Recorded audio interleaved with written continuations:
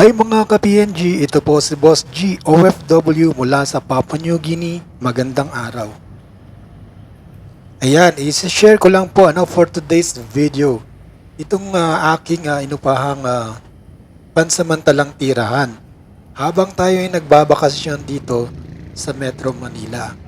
Ayan, at kung mapapansin nyo, napapalibutan ng naglalakihang building itong ating kasalukuyang tinitirhan. Tayo nga ay nasa tuktok ng building, yung ating room. Wala kasing available na ibang mauupahan at the moment, pero okay na rin kasi maganda naman yung ating napwestuhan, Presko ang hangin dito kapag kagabi, ayan. At maganda rin ang tanawin. At makikita nga natin yung mga naglalakihang building na yan. Pati yung mga streets sa baba, ayan. Malinis na malinis at tahimik. At syempre, marelax ka kapag ganito naman ang iyong tanawin, ang ambience, At hindi natin syempre maiiwas ang mainit. Kaya, ayan, paminsan-minsan ay tayo pumupunta sa mga mall.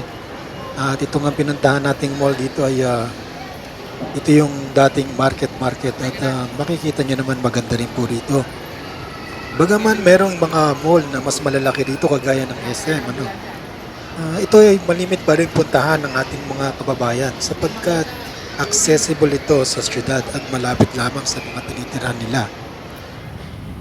At ito na nga, ginabi na nga tayo sa pag-uwi matapos ang paglilibot. Nakakamiss na nga yung pagtatrabaho sa Papua New Guinea.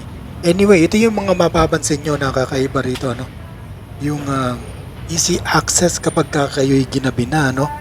Grab, ayan, kagaya nyan. I-message nyo lang or di kaya titingnan nyo lang yung app tapos magbubuking kayo doon. Ayan, may darating ng sasakyan, ready agad.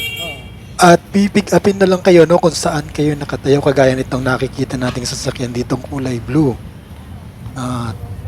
Bukod dun sa mga kotse, pwede rin kayong mag-book ng mga angkas rider o di kaya ng grab rider kagaya nitong motor na nasa harapan natin.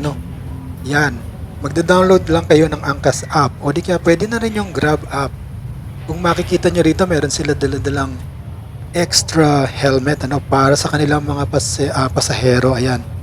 At ito nga pasahero niya ay dito ay yung babaeng nakatayo sa likod niya. So, ahead of time nag-book na yung babae at yan, hihintayin na lang niya dito sa location yung angkas rider. At bukod pa dyan, meron din namang mga independent na rider, kung tawagin sila ay habal-habal. Ayan, gagaya nitong isang paparating na motor na ito. Usually malalaman mo na habal-habal sila kasi wala silang uniform. Hindi kagaya nitong angkas rider o ng grab rider. So para lang silang nakasibilyan at literally yan nga ang kanilang suot. So yun yung mga nakikita kong advantage natin kasi sa Papua New Guinea taxi lang at bus, yun.